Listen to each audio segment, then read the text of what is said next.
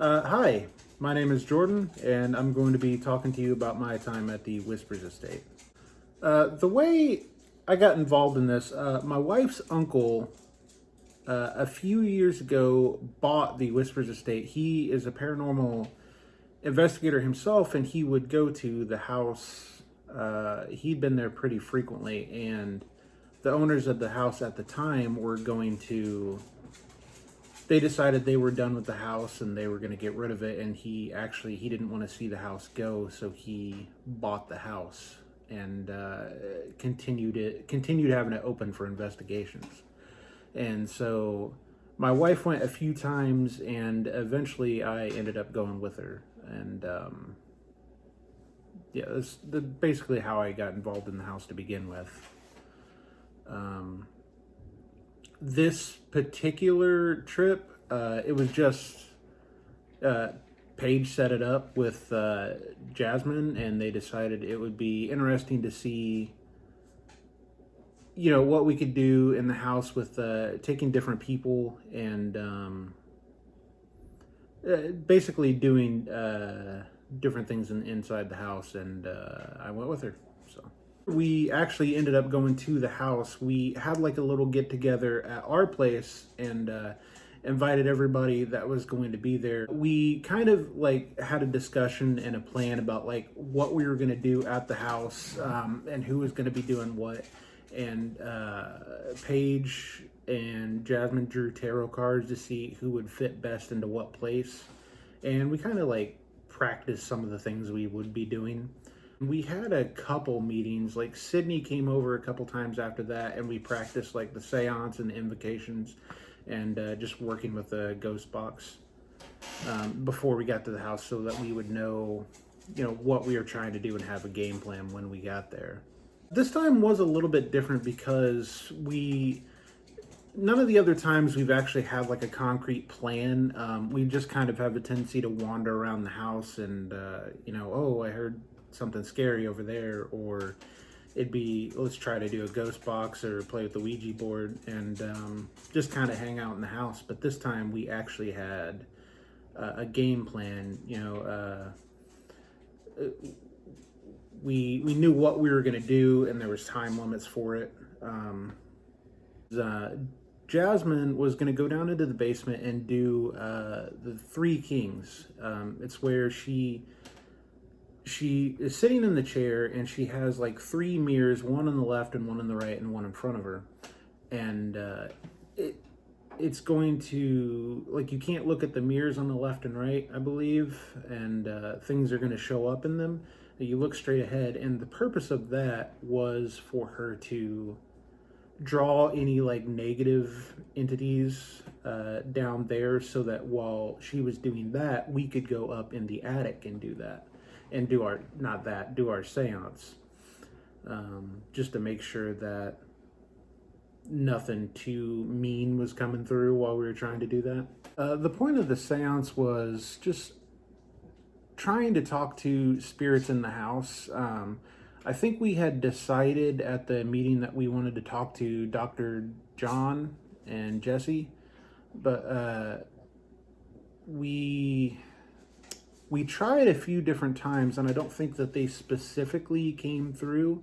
So we ended up asking about 5 or 6 names we threw in there, and every time you have to do an invocation and an evocation, and there's like a long chant when you invoke, and then Paige or Sydney, I believe, would draw a card to see if what we had called was actually coming through, and if it didn't, you have to close it out. And we had a limit of 3 times to do it, because like I think Jasmine said, if you do it any more than that, it's just kind of being rude, honestly. So the first 2 times, nothing ended up coming through, but then on the third, we got a positive on in the tarot cards that said that there was something there. One of the names we called was there to talk to us. Everyone met up at our house beforehand, and we kind of had, one last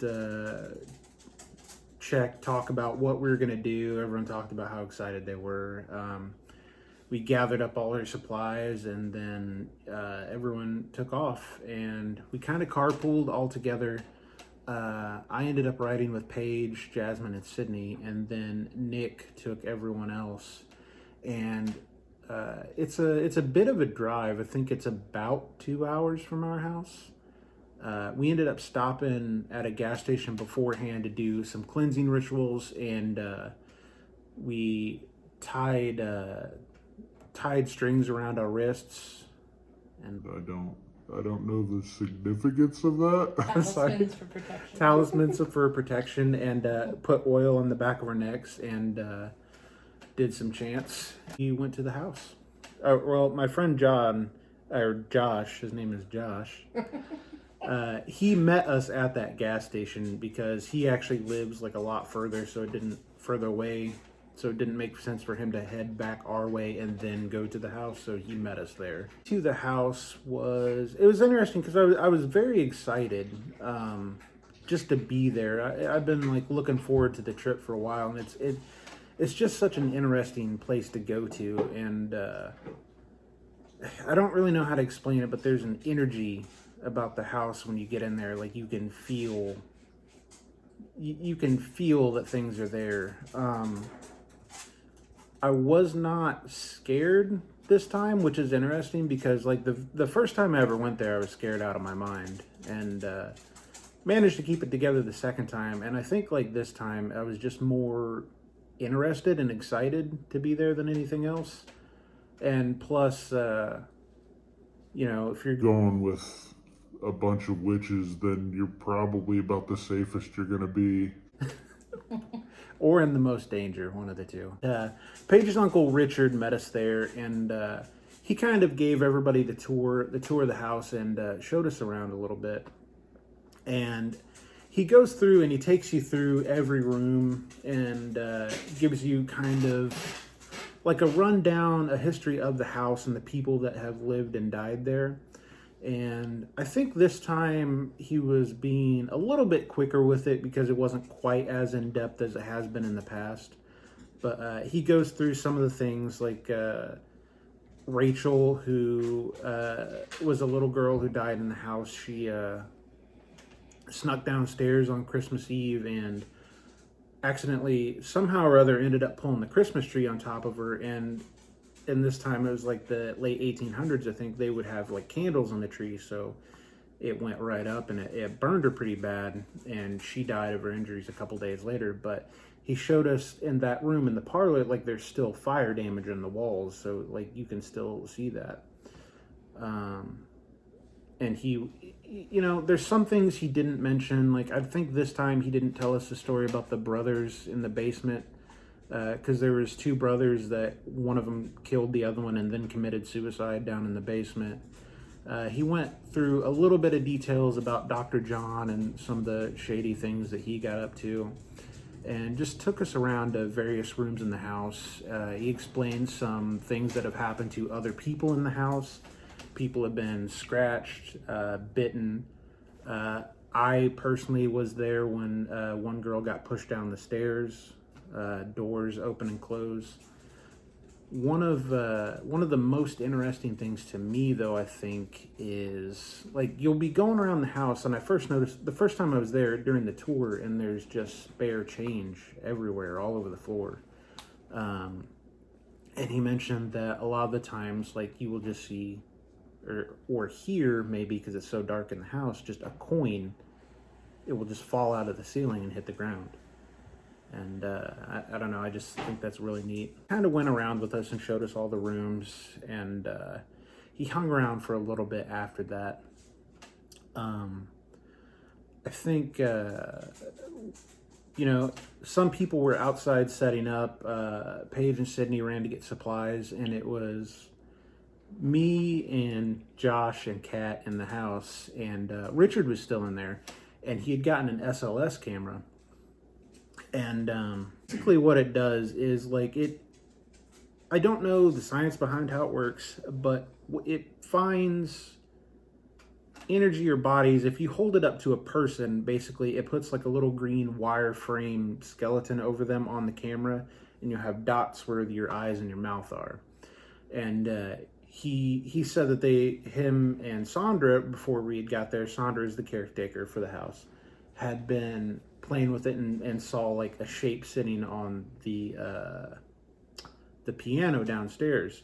So he was kind of excited to show us and to test it out because he had just gotten it. So Richard and the three of us, me, Josh, and Kat, he took us upstairs and to look through the rooms of the camera. And of course, the lights were all out, and it's so dark inside the house because all the windows are either painted over or boarded up, just to keep outside light outside the house. But you are rarely in a situation where it's just that dark. But we were in the hallway and we stopped at Rachel's room, and sure enough, like, he picked up something on the camera, and it blew my mind because, you know, you're seeing it right in front of you. Whatever the camera is doing, it's picking up a person in a dark room where a person shouldn't be. But it looked like it looked like about the size of a child, which it was in Rachel's room, and it looked like she was like kind of crouching behind something. And Richard started talking to her. He said, you know, hey, honey, hey, Rachel, we're here to come see you. And I think he, like, after that, she kind of like raised up, was like a little less hesitant. And I don't know if he asked her, but he talked to her, and she walked over to the bed, and he said, can you wave to us? And like the thing on the camera, it put its arm out and like waved like that. And that was just, you know, that's insane to me, because I don't know how he's doing it. It's not like a pre-recorded thing, because he showed us how it worked and showed all of us on the camera. But at that point, I think Kat asked what would happen if they were in the room with her. And he said, I don't know. And Kat just handed me the phone, and they walked right in there. It's like, oh my God, I'm not brave enough to do that. Went over there and stood by the bed right where what we were seeing on the camera was, the spirit of Rachel or what have you. And it disappeared.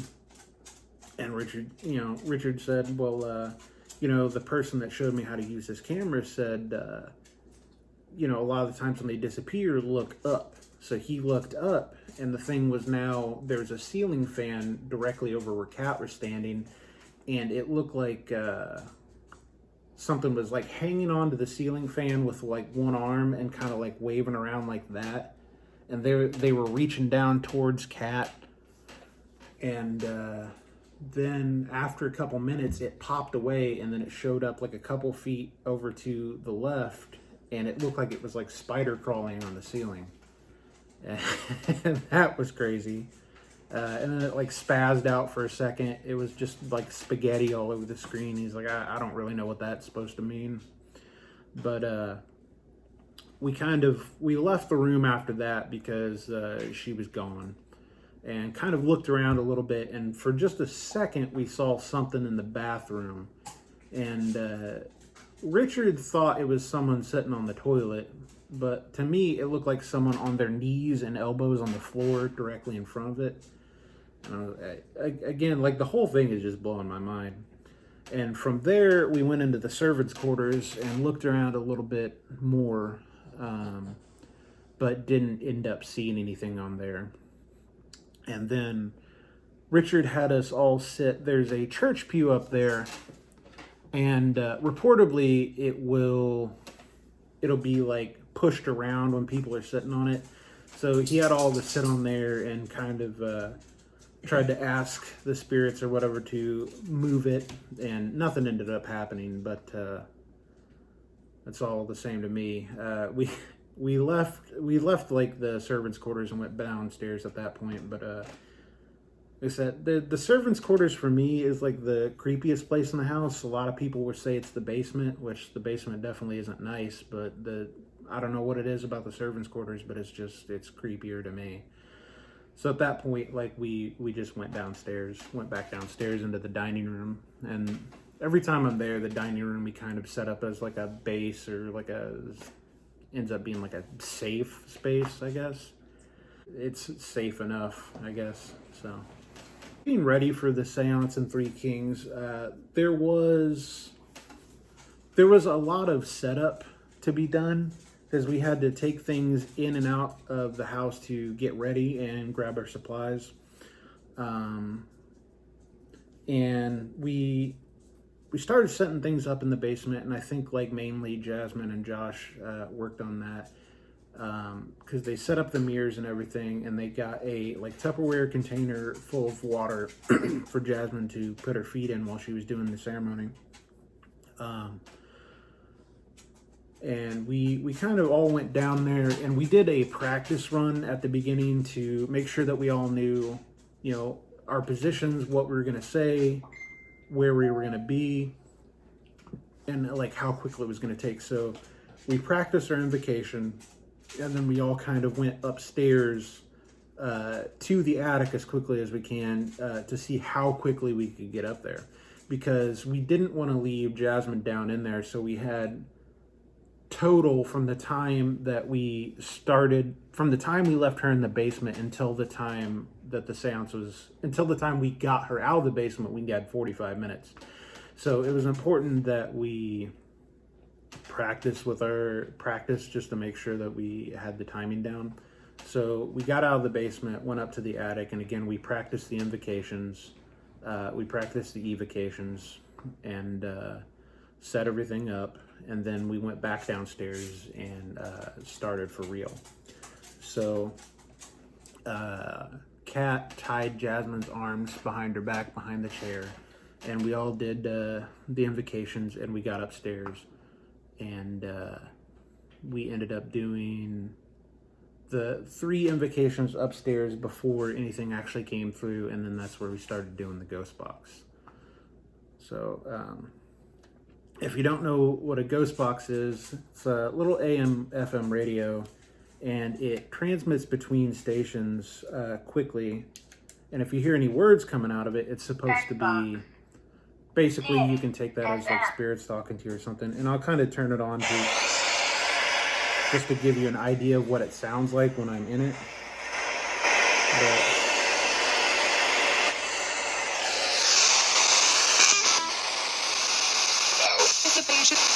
participation. It's kind of, you get an idea. Static, there's a lot of gibberish, like noises, stuff like that, but you can pick out words out of there if you're paying attention long enough. And the way we do it is I plug some headphones into it, and on top of that, I've got noise canceling headphones. So the purpose of that is so that when I'm in the box, I can't hear any questions anybody is asking. Because if we had it on and all of us are just sitting around it, if someone was to say, hey, is anybody here? Then all of us are going to be looking, even subconsciously, for like an answer that makes sense to that question. So this way, we're not just hearing what we want to hear.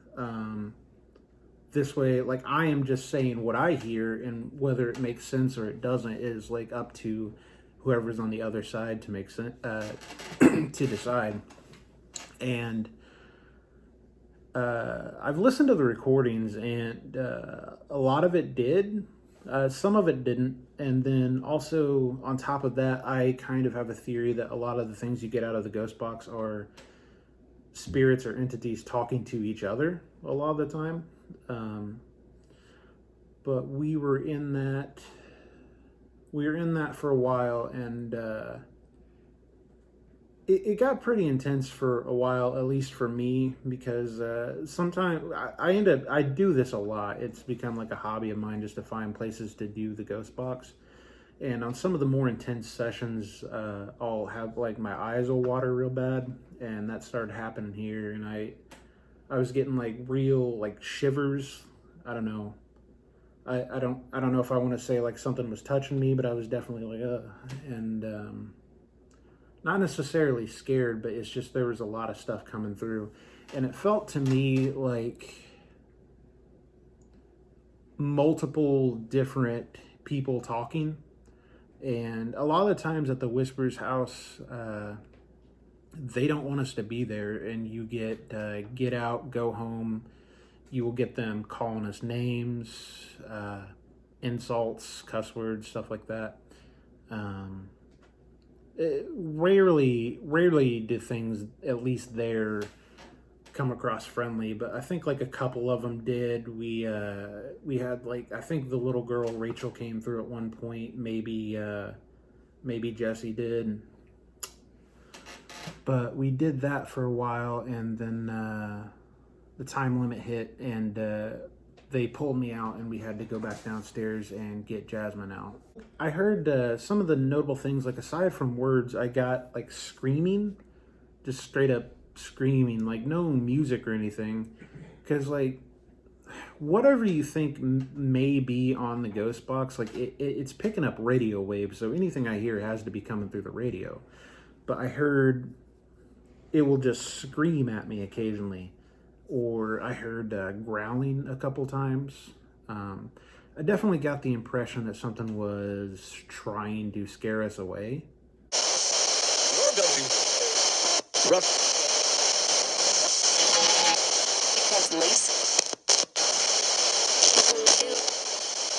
Towards the end, Sydney pulled me out of the spirit box. Generally, someone will like tap me on the shoulder or something, because I generally have my eyes closed. It just helps to try to focus on the sound. So Sydney was to my left, and she pulled me out when we were done, and we wrapped things up by evoking, I believe is what it's called. It's the opposite of invoking, and we did that, and then we collected our stuff, and we went downstairs to make our way to the basement to get Jasmine out.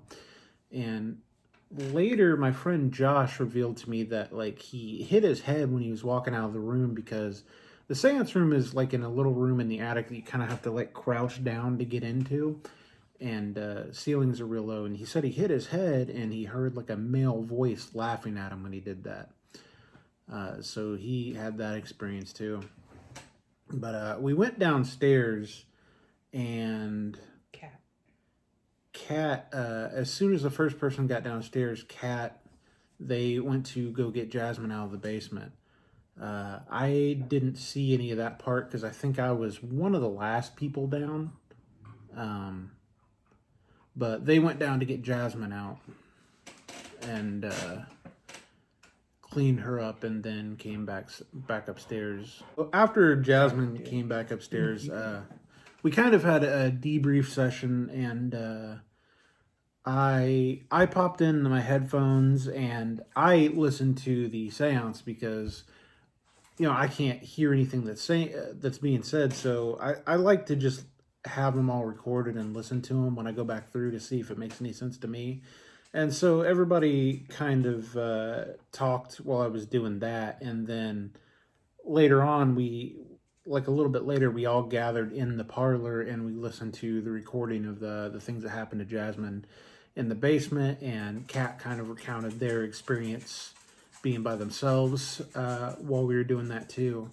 And so we listened to the recording, and there was a lot of interesting stuff. There was... it sounded like Jasmine was like fighting with something, honestly.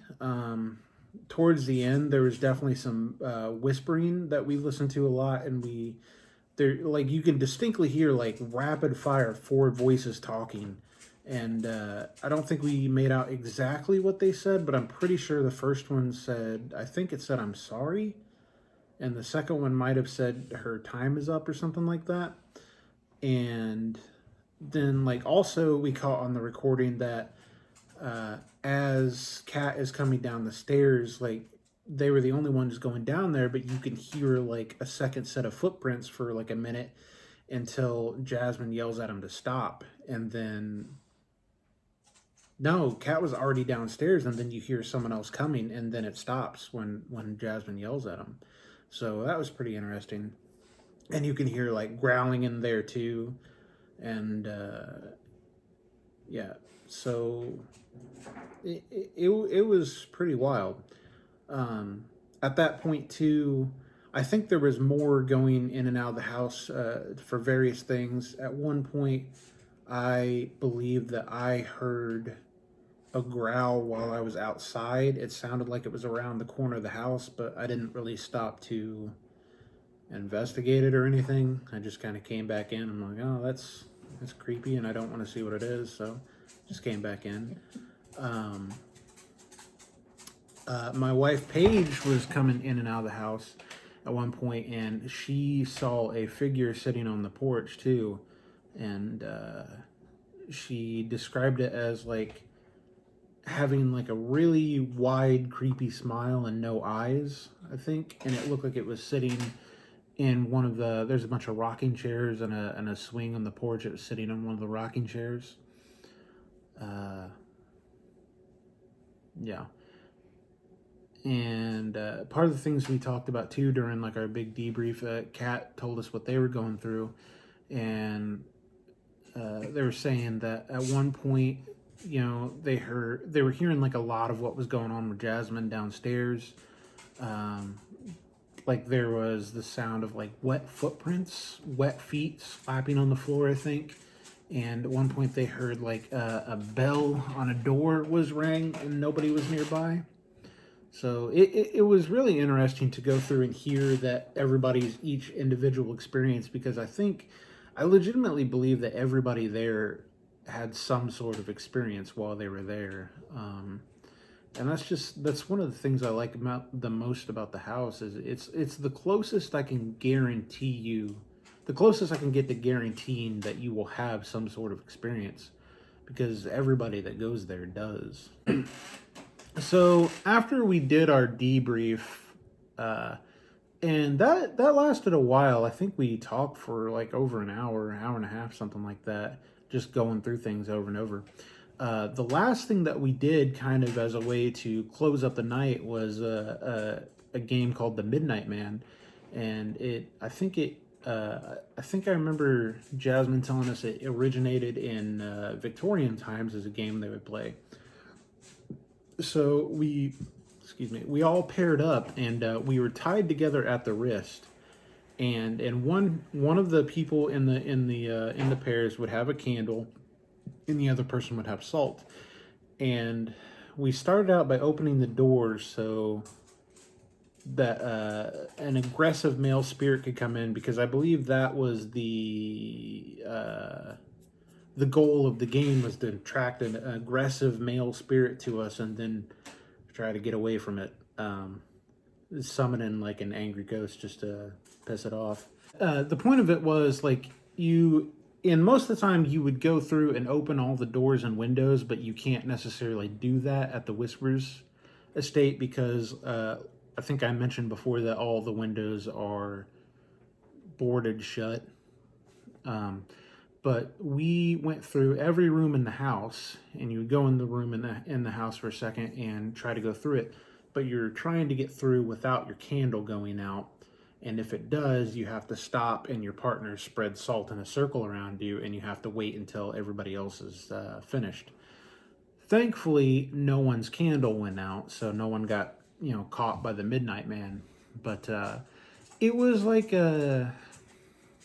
it was a nice way to say goodbye to the house for the night, I guess, and to kind of put a cap on things, because you kind of have to take your time, especially like on the old rickety stairs, going through all the rooms in the house and just taking one last look at everything and seeing how everything feels, The whole experience, it was definitely positive. I would say it kind of drains you.